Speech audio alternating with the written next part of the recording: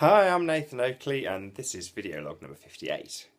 I want to talk about predictive programming and kind of give a feel for how it works and link that back into why, as people, we are very comfortable with the globe. Now, it's probably no secret that my wife is, in her own words, very comfortable with the globe. She likes the globe, to quote exactly what she says. And there's a reason why her and 99% of us like the idea of being on a globe. So Patricia Steer makes a comment on my Vsauce style video, and again I even made another video log off the back of it, which this won't be. But she pointed out really clearly what I was doing when I used Alex, the sort of one-eyed cartoon in the background. And she linked all the pieces together, god damn her, before anybody else, while everyone else was listening to my lies and deceit and saying that the thumbnail that looked like a woman's spread eagle that was actually a lamp was just their dirty mind, that being the point, until Patricia Steer got the nail right on the head with the Kubrick fiasco that we had, and me using a very sexual, rape-based Kubrick film in my example of Vsauce and the images that that puts into your mind.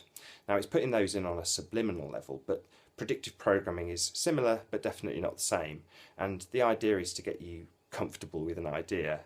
Now, my trolls often get confused with my subs who are very nice people, so sometimes a sub, I think his name's Rip Torn, bless him, he's a great guy and puts in some really good comments, and either was very tired or very early in the morning, whichever it may be, sort of saw a comment from him and started to tear into him, because you get the names confused. If you see lots of names often enough, you kind of forget which ones are the trolls and which ones are the really nice people. So my apologies to Rip Torn, but it kind of reminded me of an example, and I can't remember where to get the reference from, but somebody was describing how things worked in an old Etonian school, and they were explaining that the little sods that work their way up the food chain work their way up because all of the headmasters and people running the school are all sozzled, they're all drinking their brandy and smoking their cigars.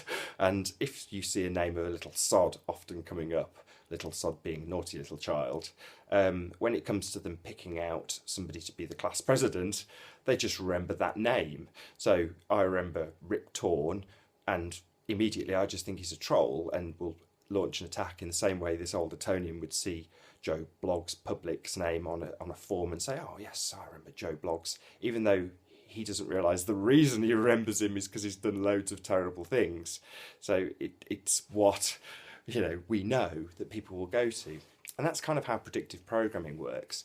So if you're seeing globes non-stop, if you're always exposed to them on South Park, they have every bedroom scene, it seems they've got a globe in it. I noticed one recently in another adult cartoon, American Dad, they seem to have a globe in every Attic Roger scene.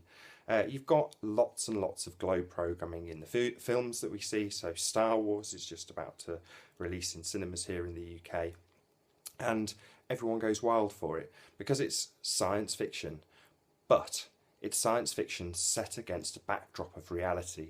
So the whole time you're watching that film, you're thinking, science fiction, lightsabers, these things don't exist. We're suspending disbelief. But you're watching them travel around the galaxy. Now, us flat earthers know that once you say hello to flat Earth, you kiss goodbye to space. So the whole premise that things like Star Wars hang on are basically a premise that is programming us to accept the globe model. At every single turn we can see that image, even though we've never seen that perspective. As Math Powerland points out, is the photo a photo or is it a painting? Well, we don't know because we can't get that perspective, but we do have that perspective given to us on an almost daily basis. Again, I pointed out a YouTube in the top right hand corner of the screen. You would get a little tab that says YouTube and then the three lines, and you can pick your menu. And that was an animation that they turned into a little globe. But these programmings are subtle and frequent, and that's what you need to predictively program somebody into accepting something that isn't actually true. And the most prevalent and most obvious example to anybody who is a flat earther is the globe. It's not real, it's just a very comfortable idea. I've been Nathan Oakley. I'll see you in the next video.